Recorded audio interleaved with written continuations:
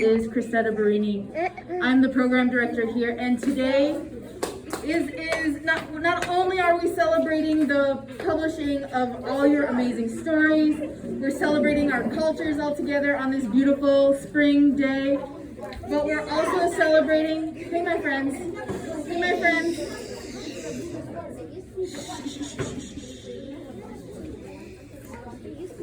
I'm going to ask you to listen for just a few more minutes. I have a few words to say.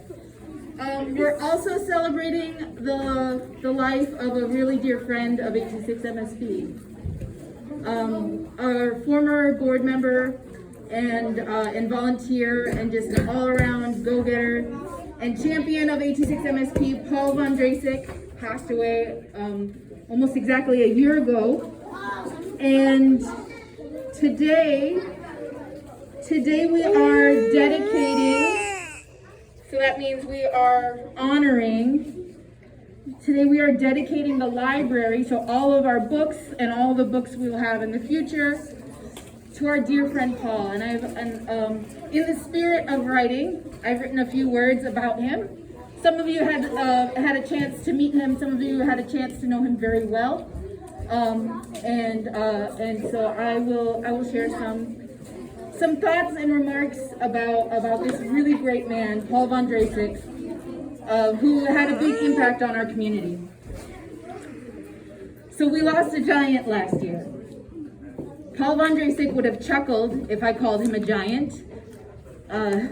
Maybe made a self-deprecating joke instead. He was short in stature, soft-spoken, and mild-mannered. But he had such presence.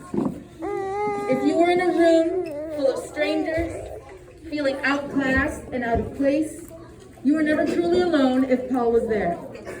He had an uncanny ability to find you in a crowd and strike up a friendly, genuine conversation, way more than small talk. And suddenly, it felt like he had come to the party just to hang out with you. Some might say that was the old salesman's habit in him, to always network and to mingle, but I know it's because he cared so deeply. At any 826 MSP event where kids spoke and read, just like we had this afternoon, Paul always made a point to congratulate each student afterward and remark to them how impressive they were. Paul was a master at compliments. He wouldn't just say, "Great job." He would tell you why it was great, how this one instance of greatness was just a tiny sample of how great you have been and will continue to be. Those sentiments never felt stilted or false coming from Paul. That's because he showed up.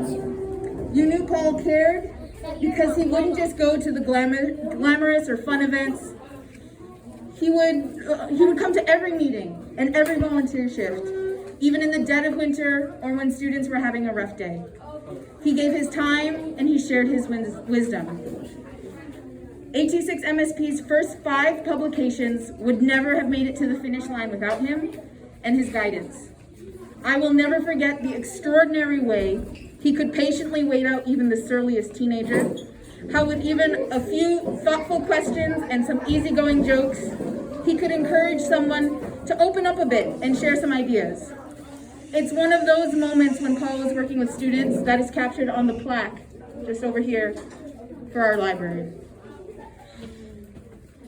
I miss Paul a lot, still.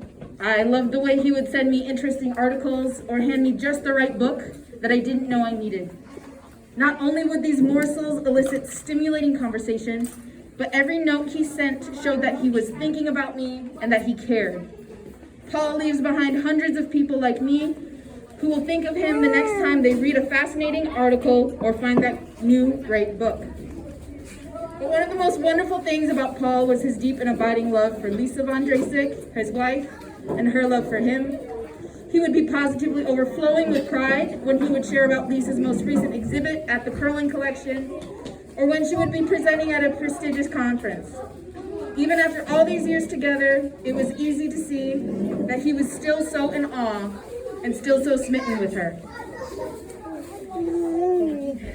Paul was always a man of his word, a steady presence that I know many of us came to rely on. And so in his absence, we have to continue his work. Paul was absolutely dedicated to stories, and especially bringing new storytellers to the table. It is with deep gratitude to Paul and the whole Von Drasek family, both chosen family and kin, that we dedicate 826 MSP's library to someone who spent their whole career supporting stories and the people who tell them.